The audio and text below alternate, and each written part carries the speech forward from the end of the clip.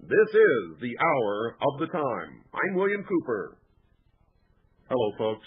You know, many people write or call and ask, what is the purpose of the hour of the time? What is the purpose of CAGI? You say on your program that it's not a religious show, yet you talk at length at times about religious matters. Folks, our purpose is simply this. You're right, it's not a religious show, never was intended to be, and never will be. However, most of what is happening in the world today is caused by religious events that happened thousands of years ago, and hundreds of years ago, and some just yesterday. I'm going to tell you now our purpose, our beliefs, our creed, if you will. What we hope to accomplish can be summed up very simply, and you may quote me. Number one, I am a messenger. Make no mistake about that. My purpose and the purpose of those who help in this cause and the Citizens Agency for Joint Intelligence is to wake the sheeple, empower the people, save freedom for the world, understanding that freedom cannot exist without God. We believe that none of this can happen unless all the secrets are unlocked and all of the truth is opened and bared to the light of day. We must live our lives from a point of truth. We must not accept the deceptions and the manipulations that are aimed at us, that are meant to capture our attention and spin us around in little cul-de-sacs, that are bent upon pitting us against each other and creating great wars to decimate our populations and control us and line the pockets of those who are the controllers. We believe that secrets must end. Deception must end. Manipulation must end. We believe that all peoples must live their lives by the truth and by the truth only. And we believe that every single person up on the face of this earth must become responsible for their actions, for their countries, and for the world. We believe that racism is inherently evil and must be eradicated from the face of this earth, and this must be done quickly and completely, or we will be facing a war between the races that will be the bloodiest, most destructive, most painful, most terrible war that has ever been fought in the history of the world. We believe that the Constitution of the United States of America and the first 10 amendments, known as the Bill of Rights, are the only documents in the history of the world that have ever truly set man free. We believe that those documents are the only barrier existing in the world right now between the common man and slavery. And that if the United States Constitution and the Bill of Rights fall for any reason, if they are destroyed, ripped apart, torn asunder, superseded, replaced, however you wish to term it, that freedom will disappear from the face of this earth. Understand that. We don't care where you live, what color you are, what language you speak, or what religion you attend.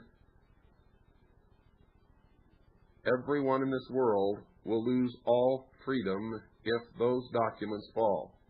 Many of you in foreign countries wonder why we concentrate upon saving the Constitution and the Bill of Rights and don't address many of the issues in the rest of the world. It's because you have already fallen. You have already lost your freedoms, or you never had them to begin with. Your hope lies with us. It is the only hope for the world. And if we fail, you all fail. We all fail. humanity will take a step backwards from which it may never recover. Chew on that for a while, folks. Tonight we're going to take you into the mind, into the experience of a man named Travis Walton. You may have heard of him. You may have seen the major motion picture that is making the rounds right now about his experience, called Fire in the Sky. Pay close attention. This is a story that you don't want to miss. It is one that is happening all over this country and around the world to many people. It is being largely ignored by the major media and by most of the people of the world. Because it is being ignored, answers are not being found, and people are manipulated by this experience. So listen closely. Help us find the answer. Well, it was November 5th, 1975. There were 7 of us, a group of men, working in the forest, cutting trees. We'd just finished a long, hard day's work, and it was time to go home. It was starting to get dark. We loaded our chainsaws into the truck. We were riding in a crew cab truck, a double cab truck, which is how 7 people were able to fit into one vehicle. We headed home, and as we were leaving the area, we noticed a light coming through the trees. There was something strange about this light right off. It was just out of place, you know. The woods are a very uniform environment, and you know, there's you don't see these kind of things. But the glow was coming from our right, up towards the top of the ridge. The road we were on was headed up the ridge towards the rim road, and there was thick trees between us and the source of this light, but we could see this light coming through there, and there was just something really weird about it from the start. Everybody had been kind of chattering and carrying on and talking, and although nobody said, "Hey, look at that," right off, you know, one by one, everybody kind of fell silent and was looking off to the same direction I was looking. So I figured that, you know, they saw it too at that point. And as we drove, I was trying to, you know, figure out what this could be. I thought it might be some hunter's camp there, maybe a forest fire or something, maybe a crashed airplane hanging up in the tree. But when we finally got around these trees where we could get a straight shot back up through there to see the source of this light, we saw it hovering there. And we saw a large, glowing, disc-shaped object hovering in the sky, and it was unmistakable.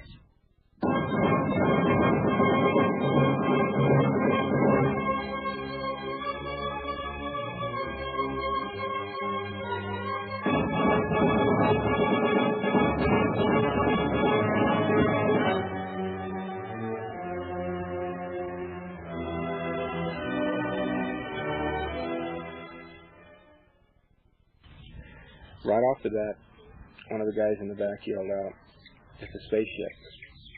And the boss slammed on the brakes, stopped the truck. What we saw was not some little point of light off in the sky. It was not some glowing ball of gas or anything like that. It was distinctly visible.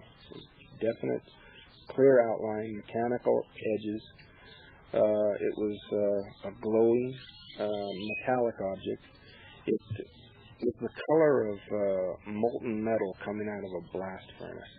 It's kind of a golden white color. It just lit up the area with a strange sort of a glow. Now, Travis, this is kind of important. Did the skin of this object that you saw actually glow, or was this glow around it, or was it a product of a whole bunch of lights? Well, Could you discern that? There were darker areas or dividing parts to it, but there was actually light coming from the craft. it was not so bright that you couldn't look at it, but there were actually appeared to be the surface of the craft was lit up. There was a strange sort of a glow that was kind of like there and not there, just kind of put a strange color to everything in the area. But seeing this thing, I thought, kind of like when you spot a wild animal in the woods, you're just going to catch a glimpse and it'll be gone. And so I thought that I'd miss a chance to see this thing up close, and so I got out of the truck and started towards this thing. All the guys started yelling at me to get away from there, get back in the truck. It was causing them a lot of anxiety, and I was pretty scared too. But I guess I was grandstanding a little bit for them. At the same time, I was curious. I wanted to see this thing up close. So as I went towards it, I could hear this strange sound that it was making. It was a sound, unlike anything I've ever heard before or since. It was a very odd mixture of sounds. There was some kind of a low rumble to it, a kind of a rhythmic pounding that seemed to vibrate the ground, my body. Something that you could feel than hear. But there were also some high notes in there that were intermittent. At the same time, there was a kind of a whine to it, like a turbine generator or something. Anyway, it wasn't really loud. It was just a sound that was there. Was this a mechanical sound, like machinery? It did sound. There was some machinery sound to it, but there were some other tones there that were just things you didn't recognize. Yeah, something that I just hadn't heard before. Kind of like, it kind of gives you the feeling that you're hearing something that's kind of going off of the frequency range of your hearing, But as I got towards closer to this thing, I slowed down because I was feeling, a little bit more apprehension the closer I got to it, because it didn't take off immediately. But when I got closer to it, it did suddenly start to move, and the sound, there was a powerful swell in the sound that startled me, and I jumped for cover behind a log that was sticking up out of a logging slash pile there. I jumped down behind the end of this log, and resolved I was going to get the hell out of there because, I was in danger. I raised up, and I felt an electric shock, kind of a numbing, it was almost like a physical blow to my upper body that caused me to lose consciousness. I just blacked out. From that moment on, I was out. But the men in the truck said that they saw a brilliant bolt of energy. They said it was kind of blue-green in color, come out of the bottom of the craft, hit me in the upper body, head and chest area. And they said when it hit me that it made a sound, sort of a kind of a whoop kind of a sound, a popping sound, like a giant spark or something. But they said it looked like an explosion. They said it looked like a grenade had gone off in front of me. And you don't remember this? No, I don't remember this. This is just based on their descriptions. And some of those descriptions kind of vary. One of the guys in the original police report I just got a hold of recently described it as a long blue flame, and some of them described it kind of like as a lightning bolt or like a laser beam or something. But anyway, they said that when it first hit me, that it kind of stiffened me out, and they said it threw me back through the air. And they said when my body hit the ground that I hit just as limp like a rag doll. And they saw the dust boiling up around me, and they thought I'd been fried.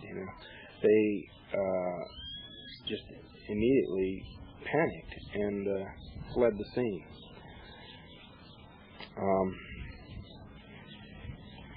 Well, there's been a lot of criticism directed at the men for leaving at that point. Everyone imagines that in such circumstances they would be more heroic, stand their ground. But I think it's an unfair judgment. People that think they might react one way might be surprised when they're actually confronted with the situation. Truth is, no one really knows until it happens to them personally, and everybody probably would react in a different way. It's unfair, in my estimation, to judge that kind of thing without being there. It's not subjective. But go ahead, continue. Well, this issue of bravery or cowardice there is something that came up a lot, and the crew boss, who is my best friend, got a lot of flack over this. Some people in the media would come and interview him, and one of the first questions was, how could you go off and leave your friend there? And I think that he kind of projected this onto me. He's having a big load of guilt dumped on him, and he kind of felt that I felt that way. Did he feel that you had originally raised this question? I think he did, and part of the problem between he and I that resulted in a falling out that lasted several years was that my brother took great exception to this, especially while I was missing, asking him, how he could possibly leave his brother, So it led to some problems, but I have to say that these guys were in a position where they couldn't have done anything else. They were facing an unknown threat. And, they had no weapons. They had no way of dealing with this. They could have found themselves in a similar situation, falling to a similar fate as me if they had tried to do anything about it. So they drove away in panic, and I was told that all the men were screaming at Mike to keep going and get him out of there. But they said they drove up a quarter of a mile and had a very agitated discussion as to what to do. They stopped the truck and hashed it out, and a lot of the men were saying, let's just get out of here and get some help. And a truck went by at that time. There's some hunters, deer hunters. It was deer season at the time. So they took off and tried to catch the truck, and were unable to catch up with them. So they said they decided that they had to go back. Not everybody was in agreement with that, but the boss and a couple of the other guys in the truck that were feeling more responsible about the situation insisted.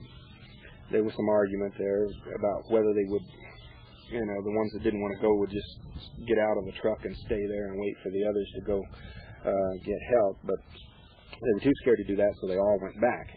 And the reason I'm mentioning that is because this is a departure that the movie takes from what actually happened. In the movie, they show Mike going back alone, whereas they all went back. And as they approached the area, they saw the craft rise up and streak off towards the northeast. So they felt fairly secure in returning to the spot. The northeast is the Four Corners area. Yes. Thank you. Anyway, that's very important. But go ahead. They were extremely terrified when they got there, and they got a flashlight out, and they said they went around the area. They found my tracks where I'd got out of the truck and led up to the spot where I'd been hit, and they couldn't find tracks going anywhere else. But they made a search of the area, calling out, and when they couldn't find me, they decided they had to go report it. Some of the guys were saying, let's just get some more help from, friends and family and get out there and see if maybe he did just wander off. But it was finally decided that they'd have to report it to the authorities.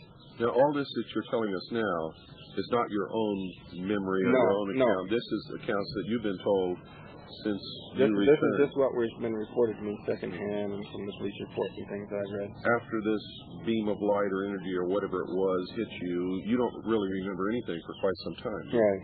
Okay. When they got back to town, they called the local deputy, and he came and interviewed them, and he radioed his boss, the sheriff in the county seat, who came there. Do they still work for the sheriff's department? Some of them, the sheriff is now a county supervisor. Okay. And his undersheriff is now driving a propane truck. And I think another one is in law enforcement someplace else, the original deputy that took the report. But anyway, the sheriff remarked that when he finally did arrive there, and this was almost 2 hours later, that some of the men were still crying, that they looked extremely distraught and upset.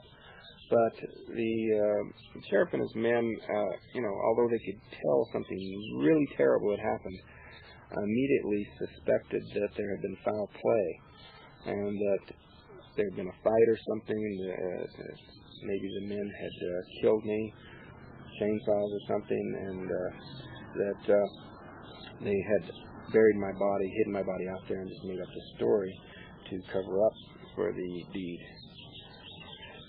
So the sheriff organized a massive manhunt of the area.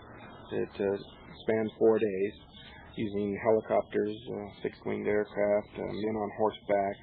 Had over 50 men out there, and they were looking for a body, and they failed to find a body, but there was still this accusation of murder. So the men volunteered for polygraph tests. The sheriff brought in their top examiner from the state police, Department of Public Safety, Cy Gilson, who tested the 6 men, and they passed. It was originally announced that 5 passed and 1 was inconclusive, that they couldn't tell either way. But I recently got a hold of the original police report, and it was privately told to the sheriff that the 6 men had been telling the truth too, but since he had become upset with the examiner and walked out before his test was complete, that he had to give it an official inconclusive. But nevertheless, this sort of put to rest in some people's minds the idea that I'd been murdered, but I think a lot of people weren't completely convinced until I turned up 5 days and 6 hours after I'd been taken. Where did all this take place, Travis? Well, the incident happened near the Rim Road in the Apache Sitridge National Forest. Is that the name of the road? I mean, if somebody were to go look for it, would they look for the Rim Road? Well, the Rim Road stretches all the way across the forest. It's near Turkey Springs. Okay. Turkey Springs was the name of the contract that we were working on, and this action actually happened on the contract. We hadn't completely left the area before it happened. Anyway, the first thing I recall after losing consciousness was I was lying on my back. I was in a tremendous amount of pain. I didn't come to real quickly either. I just kind of went in and out. By pain, Travis, what do you mean? Did your arms hurt? Your legs hurt? Well, it was kind of centered in my head and chest, but it seemed like it was all over. It was just this ache or a burning feeling all over me. There was a light above me, and I could hear people moving around me. And I remembered at one point there that approaching this thing and something hitting me. But so I assumed that I had been hurt and taken to a hospital. And it wasn't until I finally could focus my eyes and see that I saw these creatures standing over me. And I just became hysterical. I just flipped out. And by creatures, now this, you did remember this, that yes. you came to slowly, you had this pain that centered in your head and chest area, and you saw what you described as creatures. Could you be more specific? What did these creatures look like? They were humanoid. By that I mean they had 2 arms and 2 legs, hands, and like that. But they were small, a little over 4 feet tall, hairless. They had very large hairless heads. They were a kind of a chalky grayish white color. They had small features like small nose, mouth, and ears, except for their eyes. Did they actually have a nose and have ears? Yes, they did.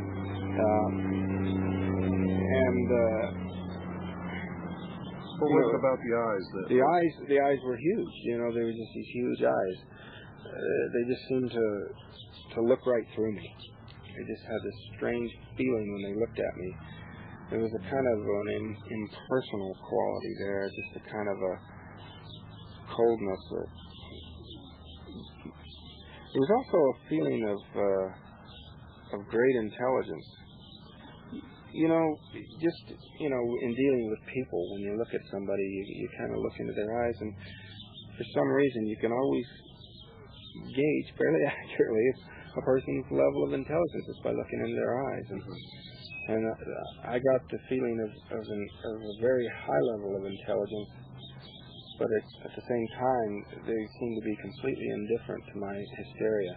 I was screaming. I just was hysterical. And there must have been some other quality about them that caused you to feel whatever it was that caused you to go into hysterics, as you described it. I'm trying to use your words so that I don't put anything. A lot of people they try to picture this. Well, I've seen 10-foot jelly masses. They see these things on TV or theater or movies. The special effects get so wild. These horrible creatures. They think, what's so horrible about that? If you see something in real life that is human but not human in that way, it's just, you just can't imagine the situation confronting this in reality. I think a lot of that, in retrospect, is the fact that when I came to, I was in such pain. I'm combining the shock of the sight of these things with this pain that I was feeling, plus the feeling of being trapped. Did you equate the two? In other words, did you feel that the pain was it was just kind of an instant. It was just kind of a reaction. Were you afraid, Travis? I was terrified. It's hard for me to even talk about it. I was missing for over 5 days and 6 hours, and yet I can only recall just a matter of minutes of that time. And most of that was just, I was in a state of total terror, total hysteria. Until I was finally forced down onto a table. They put a mask over my face. It was looked like an oxygen mask. I didn't have any tubes hooked to it. It was a black ball. Did it cover your whole face or just your mouth? Just my mouth and nose. And I reached up and tried to pull it away, but before I could, I blacked out. And that was the last thing I remembered until I found myself lying face down beside the road outside of Heber. We've got to take our break now, folks. Don't go away. We'll be right back after this very short pause.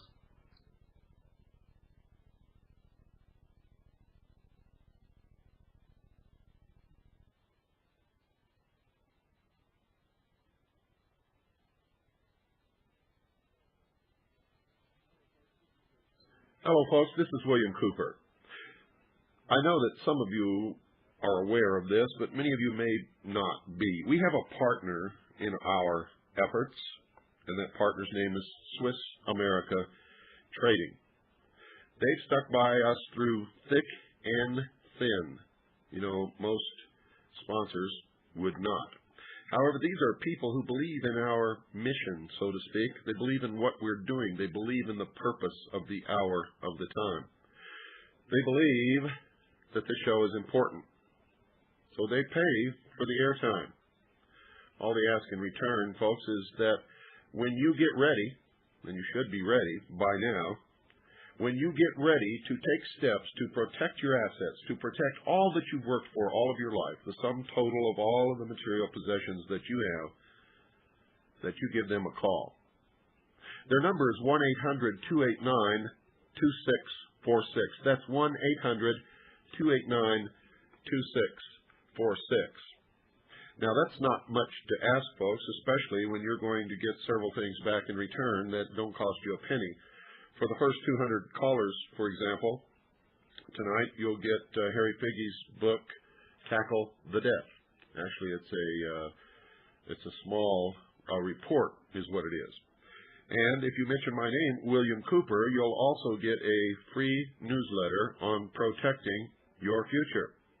Now, they have many different kinds of investments at Swiss America Trading, some that they're going to recommend to you right off the bat because they believe in those investments. They have some that we've recommended on this program. They have some that we don't know anything about and thus can't recommend or not recommend. And they have some that we don't recommend. But that's up to you to decide what you're going to do with your money. I can tell you this. People who called Swiss America Trading when they first began to sponsor this program have already realized a substantial increase in their investment. They have called me and thanked me for turning them on to Swiss America Trading. Why don't you do the same, folks? It's an 800 number. It doesn't cost you a thing to make the call. You'll get Harry Figge's report called Tackle the Debt. You'll also get a free newsletter if you mention my name, William Cooper, on protecting your future. And by protecting your future, folks, you'll be ensuring the protection of the future of this radio show, The Hour of the Time, and freedom for the world.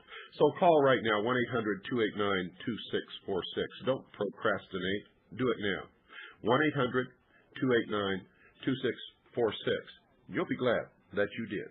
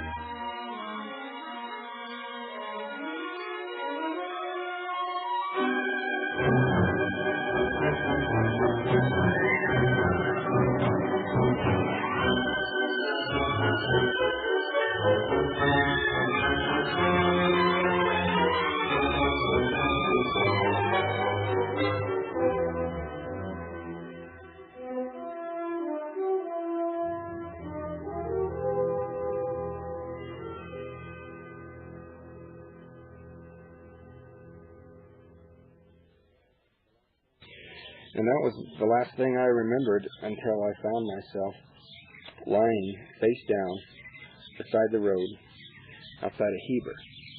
That's the town nearest where this happened. I remembered at that point what had happened to me. But as I raised my head up, I could see a light shining down onto the roadway there. And I looked up just as the light went off, and I couldn't see whether it was a hatch closing or a light on the outside of this thing going off, but I saw this disc-shaped craft, and this was different from the one we saw in the woods. This was more rounded looking and more polished, kind of a silvery look to it. Was this daylight or night? It was night, and just as I looked, it shot straight up into the sky, very quick. It was surprising it would be silent as quickly as it moved. It just kind of stirred the air a little bit. I felt heat coming from it, but it wasn't giving off light. And I looked around, recognized this piece of road, and I saw lights down there, and I ran down into the town. I managed to call my family to come and get me before I collapsed there in the phone booth where they found me. And this was just outside Hever? Yes. Did anybody else come along and talk to you during this time? Well, it was desolate. There was no one. But when you woke up there after 5 days and 6 hours, were you clean shaven? Did you need a bath? Well, I didn't realize it, but when they picked me up and they were taking me back, I was pretty hysterical, and they made references to people worrying in the search and stuff, and up until that point, I thought this was the same night. So, they said, Travis, it's been 5 days.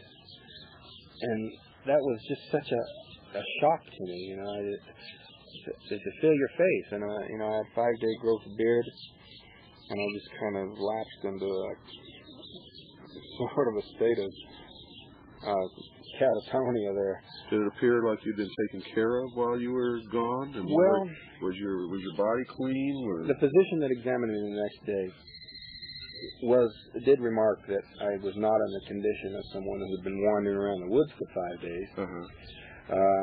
That I was relatively clean, except for sawdust from working out there. And there were a number of tests that were run. Medical tests, a whole battery of tests, because the main thing was I was worried that there was some lingering effects here. Was I going to come down with some bizarre infection that nobody had any answer for? Were there going to be harmful effects from breathing an atmosphere that wasn't right for me? Did I had I been exposed to radiation? But the tests came out, pretty clean on that point. And right off the bat, when this happened, once the men had resolved the question of murder by passing polygraph tests, there was the accusation that, they just believed this happened to them. They were all out there drunk or on drugs or something, and they hallucinated this.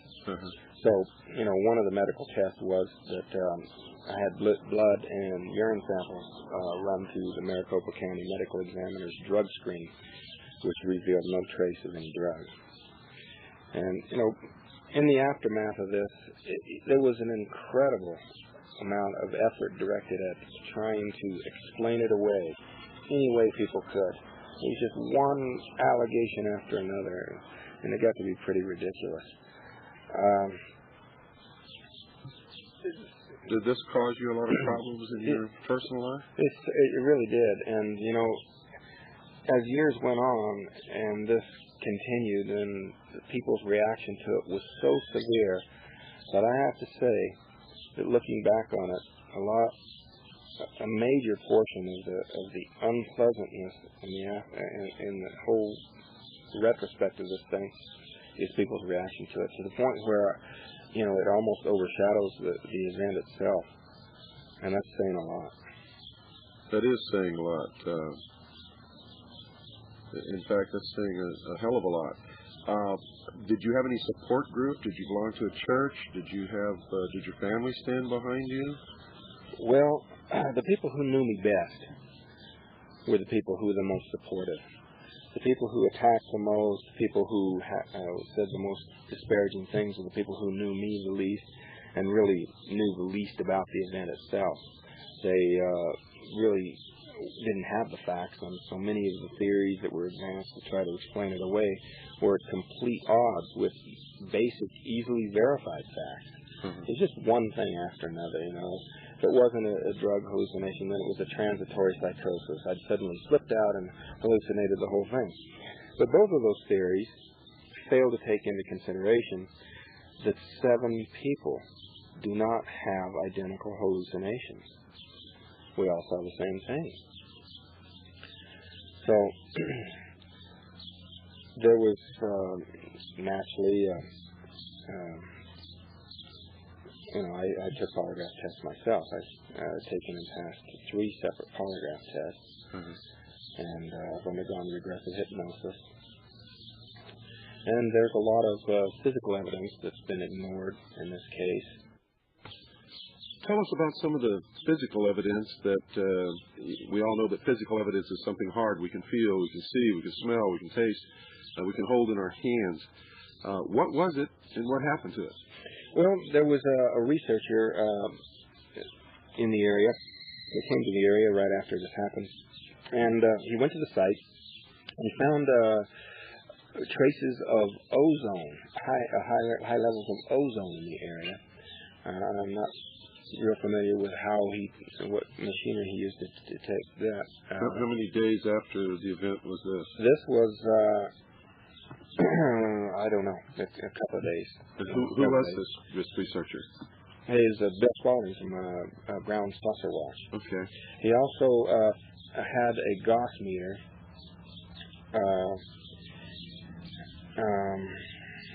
that he took magnetic readings. He plotted the area out on a grid map and found some incredible magnetic anomalies. I guess in the surrounding area you have a uniform reading, whereas right at the site where the craft appeared, there was some high readings, like 10 or 12 plus and minus up to 15 in one spot there. Gauss, deviation from background. Also, there was a man that came to the site. I was told about this during the search. A couple of the men on the crew were present. The man was dressed in a Forest Service uniform. Now, the crew boss is familiar with all the Forest Service guys in the area, so unless he was from outside the area, anyway, this guy was kind of mysterious in his behavior because he was taking these readings around the area, and when the men approached him, he seemed to be extremely vague about what he was doing. They tested, he said, well, test us. And so they tested the men, and it was just background reading of 1.5. And I said, well, okay, we've gone home, changed our clothes, and bathed. So how about testing our hard hats? And so the guy said, okay, and they went and got the hard hats, and the hard hats registered 6 on the dial, and this was twice that of a guy's radium dial watch there, and the man reacted very strangely to this, and when the men said, well, test the truck, that was here, he rolled his equipment up and walked away, and they never saw him again. And there was never anything reported about these readings, but there were, a number of witnesses. And nobody really knows who this guy was. No, not. It may have been somebody that the Forest Service brought out, but it may have been some government man in disguise. I don't know. But okay, they had those magnetic readings, ozone, the radiation. There were also a number of fragments found by Mr. Spalding at the site. He said that they were small little chips of what looked like, they were shiny gray, sort of looked like obsidian. It was very, very definitely looked to be like an unnatural material. Obsidian, for our listeners, is a volcanic glass. Yeah. Anyway, there's no kind of mineral like that in the area. But he found a pile of these metal fragments that he turned over to my brother, who turned that over to the people from the Aerial Phenomena Research Organization, who had it analyzed, and they said that it was some sort of a high-temperature, high-grade silicone. But, that's all pretty mysterious, and the samples have disappeared. I don't have any written report on that. That nobody disadmits, and there's been material written about it here and there, but nothing real official. And it's really kind of a loose end that I think really should have been followed up on. Now, people used to hear a lot of talk about this, but nobody really, as far as my investigation into this is concerned, nobody really started to do any real research into what happened there, and nobody seemed to be interested in a big way, such as the movie that was made, until just in the last few years. Why is that, Travis? Well, I got kind of disgusted with all the controversy and all the untrue things that were being said. There were things published that was just one inflated thing after another, just stacked upon. In order to refute that, I at first started to try to do that. I'd get out there and try to rebut these things. I said, look, I can prove this isn't true. And I would document it, but it was just one thing after another. I just got disgusted with it. Well, this is the way that the ufology movement seems to operate. They're not professional. Anybody can call themselves a ufologist, and they tend to do that kind of thing, which is why we as an organization have separated ourselves from them totally also, because there's so much rampant total bullshit connected with those people that it doesn't even pay to get involved with them. But there are some people who are seriously trying to uncover the truth of what's happening. There's several different scenarios that could be occurring, and one, of course, is the possible visitation of this planet by extraterrestrials. Another is that this could be a human technology, and what people perceive to have happened may have been put into their minds by some sophisticated mind control operation. None of us really know, and we're really trying to get to the bottom of this, because whatever it is, it certainly means something profound for our future. I agree. And, and as far as all those theories are concerned, even though this happened to me, any one of those could explain it.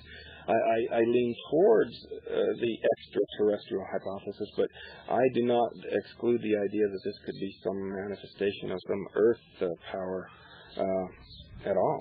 It's very possible. How has this affected you through the years, Travis?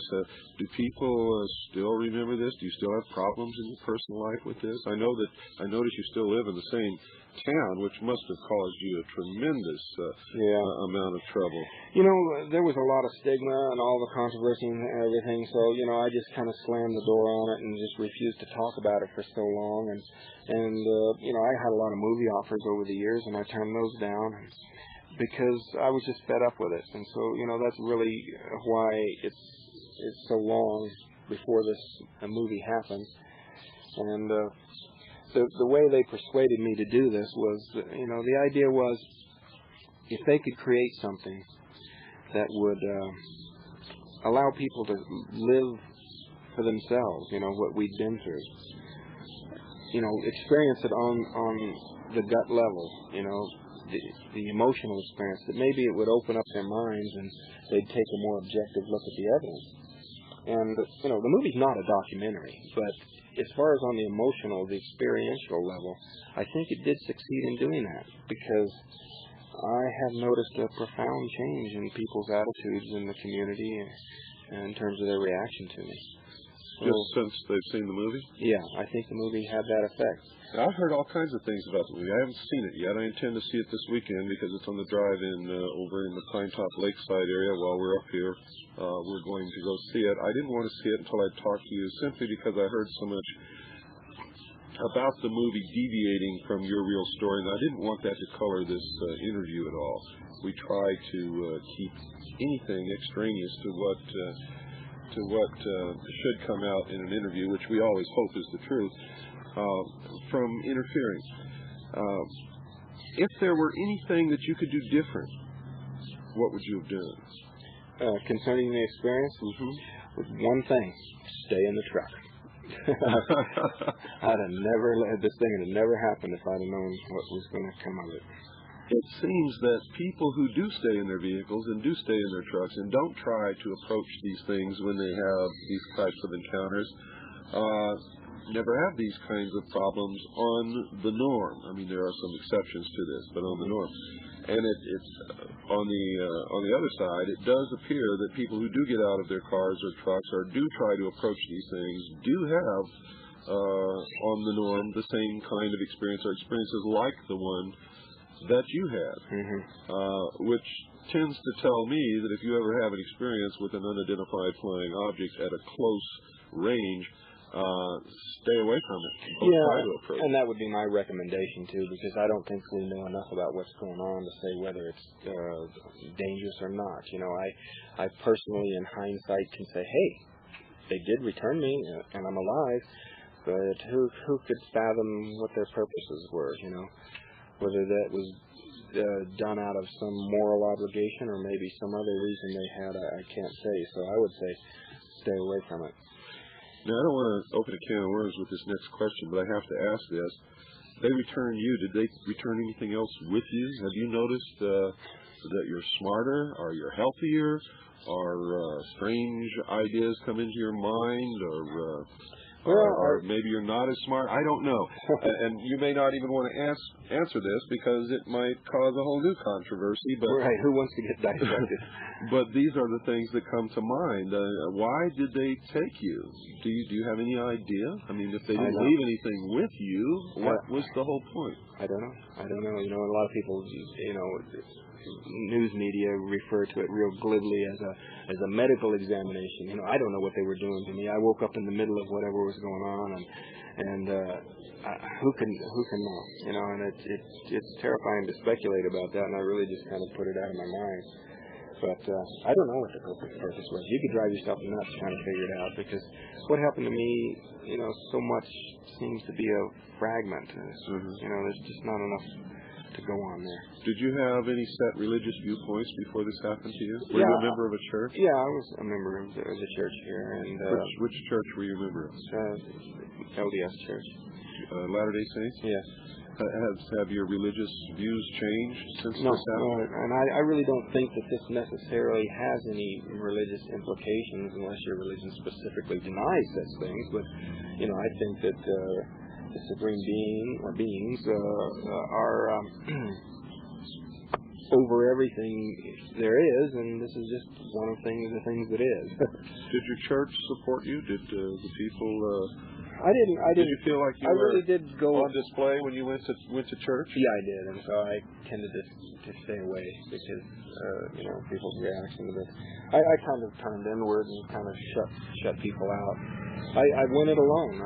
My main method of coping with all this was denial. I just sort of slammed the door on it and put it out of my mind. And you know, it was nothing we would talk about at home, and just try to get on with life and live as normal as possible. And it took a lot of time, a lot of years before, you know, things started to feel anything close to normal. And you don't think that you were left with any message or any I hope not. Any revelations or anything of that kind? Well, you certainly differ from the norm. I meet so many people and talk to them who say that they were given some task to do in the future, and they know that they've got this task to do, but they don't know what it is. And some tell me they have a message to give to humanity, and that's what they're trying to do. And, you know, I never make judgments about this. I'm trying to find out what this is all about rather than judge the individual people. Because on the whole, most of the people that I talk to, including you, I believe the story that they're telling me. In their hearts and in their minds, they believe that what they're telling me happened really happened. Whether it did or not, of course, is a whole different story, but that's going to be down the road when we finally solve this mystery, and I think it ultimately will be solved, but I don't know how that's going to be done. Yeah. I tell you, it's not going to be done by ignoring it and by ridiculing people who come forward with these stories. What it tends to do is people who may have experienced this tend not to come forward, and so there may be a wealth of knowledge out there that we can't even get to because of that. What do you think about the movie? How do you feel about that? Well, you know, I would like to urge everyone to realize that the movie is not a documentary. You know, Hollywood does take dramatic license, and if you're looking for a documentary, read my book. What the movie's based on, because there I go into all the specific details about how the movie differs from the book and all that kind of stuff. But the movie does succeed in communicating the feeling, the core essence of what we experienced, and the events that surrounded the search and the accusations of murder and the investigation and all that stuff was very close to the way it really was. So, you can rely on that in there. But there were parts in my experience aboard the craft. That's where they took the greatest liberties. So they just invented something that you don't know whether it happened or not. That's right. They felt that since probably things had happened that I couldn't recall, that they felt justified in speculating these things. Do you think they speculated, or do you think that maybe they took this from some of the stories that other abductees had? Yeah, they did that. That's what they said, that they took them from some other reports that they had, some of the more unusual ones that they felt would add, visual impact to the story. But another thing that they were doing was, a lot of what happened to me aboard the craft were things that were going on inside my head. Sorts of psychological things I was thinking. And since they didn't want to use a narrator, that's tacky. They wanted to be able to show rather than tell. They contrived scenes that they felt would evoke the same emotion as what I was telling. For instance, there's this scene where the actor is being held down by this membrane. And when I regained consciousness, I found myself in a very cramped space. It was dimly lit. I was having a great deal of difficulty breathing. The air seemed very humid and hard to breathe. And so I had these feelings of claustrophobia and suffocation that would be impossible to translate to film if you just showed an actor standing there breathing hard, looking panicked. You wouldn't understand why. And incidentally, that's one of the most terrifying feelings to ever experience, is a feeling of suffocation and not being able to breathe. So, that was another factor concerning that we discussed earlier about why I reacted so negatively to the sight of them, is this feeling of suffocation too. But anyway, there was this scene where the actor is held down by this membrane. He's struggling to move. It's covering his face. He's struggling to breathe. And I think that very powerfully evoked the emotions of claustrophobia and suffocation that I was feeling, although there was nothing that I recall that happened just that way. And there you have it, folks. From his own mouth, Travis Walton's experience when he was, as he says, abducted by extraterrestrials in a flying disc somewhere near the east central section of the state of Arizona. The interview took place in Snowflake, Arizona. Whether he was actually abducted or not, he does not really know. Whether they were extraterrestrials or whether this was a tremendously successful mind control experiment, he does not know, and neither do we. Because of the testimony of the 7 different witnesses and the technology that I myself and others have witnessed, we know that their sighting of the flying disc was most probably real.